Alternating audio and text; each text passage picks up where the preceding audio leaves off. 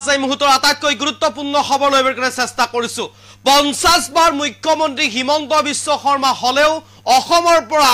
এগৰাকী মিয়া মানুহক খেদিব নোৱাৰে আৰু এই হুংকাৰ এতিয়া প্ৰদান কৰিছে আমচুৰ ভালৰ পৰা 50 বাৰ মুখ্যমন্ত্ৰী হ'ব পাৰিব হিমন্ত বিশ্ব শৰ্মা কিন্তু খেদিব নোৱাৰে অসমৰ পৰা এগৰাকীও মিয়া আৰু ইতিমধ্যে এই কথা উল্লেখ কৰিছে আমচুৰ ভালৰ পৰা মুখ্যমন্ত্ৰী হলেও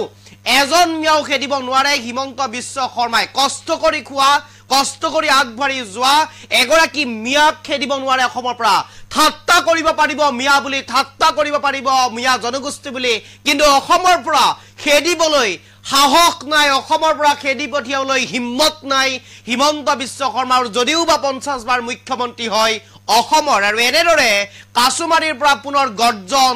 আমচুৰ এই মুহূৰ্তত খবিশেষ এই মুহূৰ্তত খবিশেষ কৰিবলৈ চেষ্টা কৰিছো হিমন্ত বিশ্ব শৰ্মা 50 বাৰ মুখ্যমন্ত্ৰী হলেও এজন মিয়াক খেদিব নোৱাৰে অসমৰ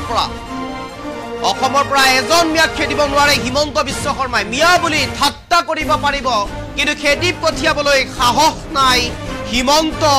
বিশ্ব শৰ্মাৰ এই মুহূৰ্ত আটাইতকৈ গুৰুত্বপূৰ্ণ খবৰ লৈ আনিবলৈ চেষ্টা কৰিছো কষ্ট কৰি কাম কৰা কষ্ট কৰি আগবাঢ়ি যোৱা মিয়াক হিমন্তৰ সাহস নাই খেদিবলৈ আৰু হাত পাচলি লৈ ঠেলা চলাই মিয়া নাযায় আৰু এতিয়াৰে পৰা মিয়া সকলে হাত পাচলি ঠেলাত কঢ়িয়াই লৈ নাযায় এতিয়াৰে পৰা ডিসি অথবা এসপি হৈ যাব মিয়া সকল জিএমচিএইচৰ ডাক্তৰ বনাই পঠাব লাগিব এতিয়াৰে পৰা মিয়া আৰু জিএমচিএইচৰ ডাক্তৰ বনাই পঠিয়াব লাগিব এতিয়াৰে পৰা মিয়াক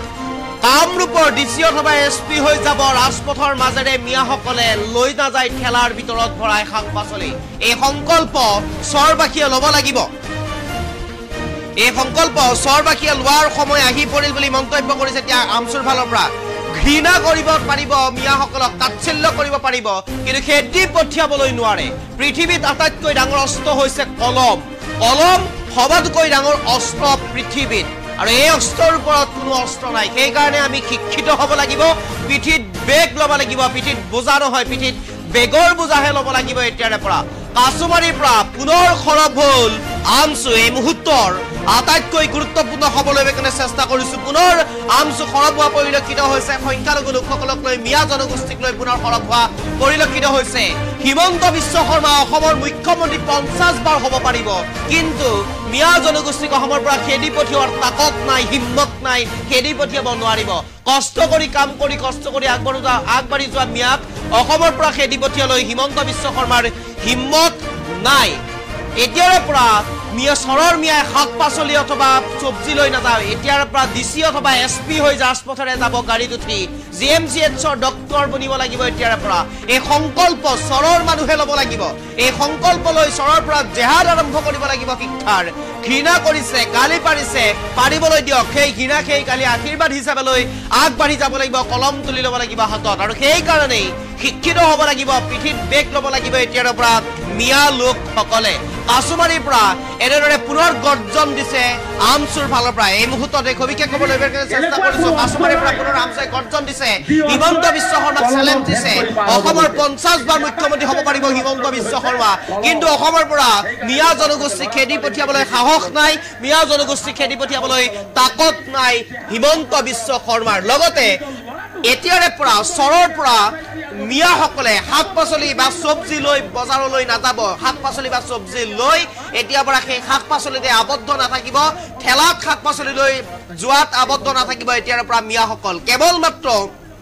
শাক পাচলিৰ পৰিৱৰ্তে এতিয়াৰে পৰা মিয়া সকল ডিসি হৈ যাব এসপি হৈ যাব কামৰূপ জিলাত ডিসি হ'ব কামৰূপ জিলাত এসপি হ'ব গুৱাহাটীৰ মাজমজিয়া জিএমচিএইচত ডাক্তৰ বনিব এতিয়াৰে পৰা মিয়া সকল আৰু তাৰ বাবে সংকল্প ল'ব লাগিব তাৰ বাবে প্ৰতিগৰাকী মিয়াই এতিয়াৰে পৰা সংকল্প ল'ব লাগিব প্ৰতিগৰাকী মিয়াই কষ্ট কৰি যাব লাগিব প্ৰতিগৰাকী মিয়া জনগোষ্ঠী লোকে কষ্ট কৰিব লাগিব কলম হৈছে সবাতোকৈ পৃথিৱীৰ ডাঙৰ অস্ত্ৰ গতিকে সকলো বাদ দি অস্ত্ৰ তুলিব ল'ব লাগিব অৰ্থাৎ কলম তুলি ল'ব লাগিব পিঠিত কিতাপৰ বেগ ল'ব লাগিব পিঠিত কিতাপৰ বোজা ল'ব লাগিব আৰু কষ্ট কৰি যাব লাগিব শাক পাচলিৰ পৰিৱৰ্তে অন্য ধৰণে আগবাঢ়ি যাব লাগিব ডিসি হ'ব লাগিব ইঞ্জিনিয়াৰ হ'ব লাগিব এসপি হ'ব লাগিব ডাক্তৰ হ'ব লাগিব জিএমচিএইচৰ ডাক্তৰ হ'ব লাগিব এনেদৰে মন্তব্য কৰিছে এতিয়া আমচুৰ ভালৰ পৰা উল্লেখ কৰি কৈছে আৰু কষ্ট কৰি যোৱা প্ৰতিগৰাকী মিয়াই এদিন নহয় এদিন সফলতা লাভ কৰিব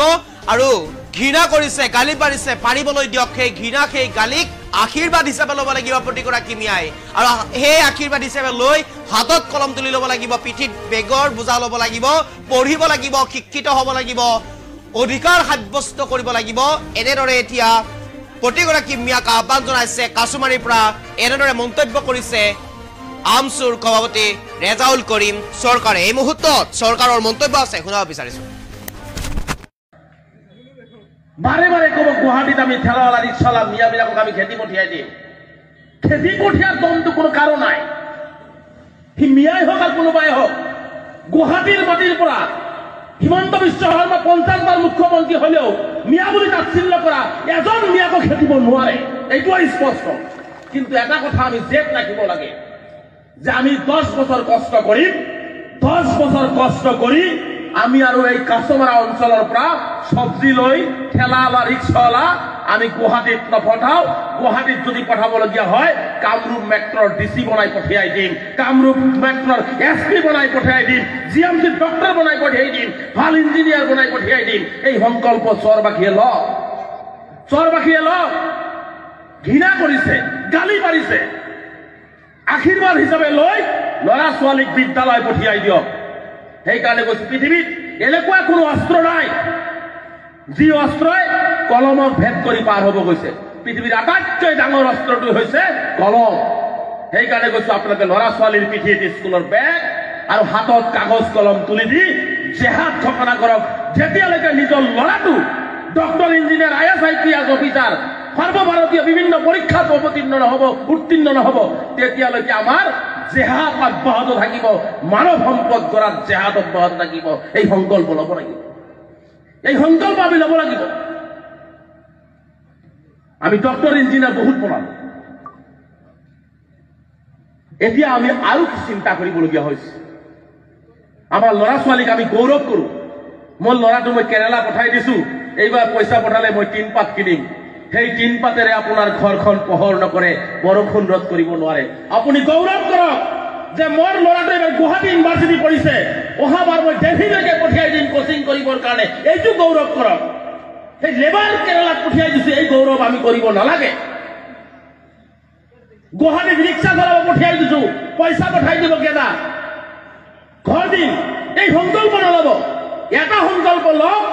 যে ল'ৰা মই গুৱাহাটী ইউনিভাৰ্চিটি পঢ়াইছো গুৱাহাটীৰ ইঞ্জিনিয়াৰিং কলেজত পঢ়াইছো গুৱাহাটী মেডিকেল কলেজত পঠিয়াইছো এই সংকল্প লওক কেইবছৰ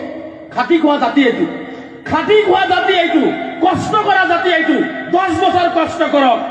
হিমন্ত বিশ্ব শৰ্মাৰ সকলো অন্যায় এই কলমৰ জৰিয়তে ফালি চিলি আমি পোহৰ আনিবলৈ সক্ষম হ'ম এধাৰৰ পিছতেই কিন্তু পোহৰ থাকে এই কথাটো আমি বুজা উচিত এধাৰৰ পিছতেই পোহৰ থাকে এই লাইটৰ পোহৰ কাম নাই এই লাইটৰ পোহৰ জেনেৰেটৰ অফ কৰি দিলে এই লাইট আন্ধাৰ হৈ যাব কিন্তু আমাৰ ভিতৰত যদি জ্ঞানৰ পোহৰ থাকে শিক্ষাৰ পোহৰ থাকে পৃথিৱী থকালৈকে আমি মৃত্যু হৈ গ'লেও মোৰ জ্ঞানৰ পোহৰ কিন্তু পৃথিৱীত এই কাছমাৰাত চলি থাকিব সেইকাৰণে আমাক জ্ঞানৰ পোহৰ লাগে শিক্ষাৰ পোহৰ লাগে আমাক গতিকে মই সংখ্যালঘু জনগোষ্ঠীলৈ মই আহ্বান জনাইছো আমি আপোনালোকক এটাই আহ্বান জনাও ল'ৰাই হওক ছোৱালীয়ে হওক মানৱ সম্পদ হিচাপে গঢ় দিয়ক কাৰণ শিক্ষিত হলে কি হয় জানে আজি যে হিমন্ত বিশ্ব শৰ্মা ডাঙৰীয়াই হওক বা আন কোনোবাই হওক এই মিয়া চৰুৱা পমুৱা বিভিন্ন তুচ্ছ তাচ্ছিল্য কৰে বিভিন্ন সময়ত কাণত ধৰাই থৈ দিয়ে বাংলাদেশীৰ নামত যদি আপোনাৰ ল'ৰাটোৱে যদি শিক্ষিত হয় আত্মমৰ্যাদা বুজি পাব কোনোবাই এখন গালত চোৱাৰ মাৰিলে সি কাণত ধৰি আঁঠুকাই নাথাকে পাৰিলে আন এখন গালত চোৱাৰ মাৰি ক'ব মই ভাৰতীয় নাগৰিক মই অসমৰ বাসিন্দা মোক যি টি কথা আপুনি নক'ব কেতিয়া ক'ব পাৰিব যেতিয়া তেওঁ শিক্ষিত হৈ থাকিব আৰু যদি শিক্ষিত হৈ নাথাকে চাৰ কৈ কাণত ধৰি আঁঠু কৰাই থৈ দিয়া হ'ব